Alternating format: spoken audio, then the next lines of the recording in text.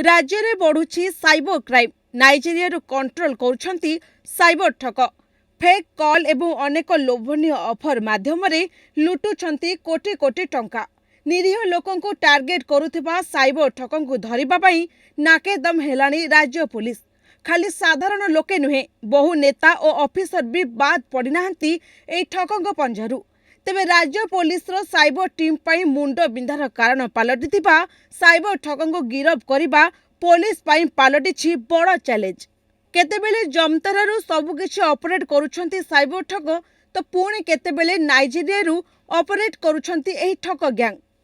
अनेक समय रे साइबर ठकंक द्वारा शिकार हेउथुबा व्यक्ति केतेबेले निजे सामना को आसीबाकू विलंब करुछंती, तो आउ केतेबेले पुलिस पक्षरु कार्यानुष्ठान नेबा हेउछि विलंब, जहार फायदा उठाउछंती साइबर ठक।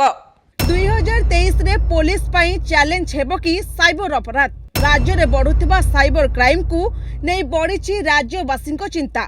ओडिशा पुलिस रो तथ्य कहुछि 3 वर्ष रे साइबर लुटेरा 5000 रु अधिक अपराध घटाई पाखापाखि 100 कोटी टंका ठकी नैछंती। किंतु मात्र 1% मामला रे पुलिस को सफलता मिलिछि। सेपटे साइबर ठकीर मुकाबिला पई जन सचेतनता ही सबुठु बड़ अस्त्र बोली कहिसंती साइबर एक्सपर्ट।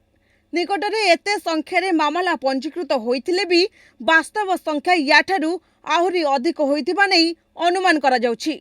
राज्य पुलिस निकटरे पंजीकृत होइथिबा मामला अनुसार गत 3 वर्ष मध्यरे 5000 अधिक साइबर अपराध मामला पंजीकृत होइछि। तेबे सबुठारु बड़ कथा हेउछि एते मामला रुजु हेबा परे भी पुलिस एहाको अटकाइबा दिगरे फेल मारुछि। एहा जरिए 91 कोटी 65 लाख टंका लूट करिसाइछंती साइबर लुटेरा। आउ पुलिस ए ठकई राशि भितरु मात्र 1 कोटी 37 लाख टंका उद्धार करिबारे सफल होइछि। तबे केबे लागिबो ब्रेक ताहा देखिबा बाकी रहिला। Bureau report, news 8 Odia.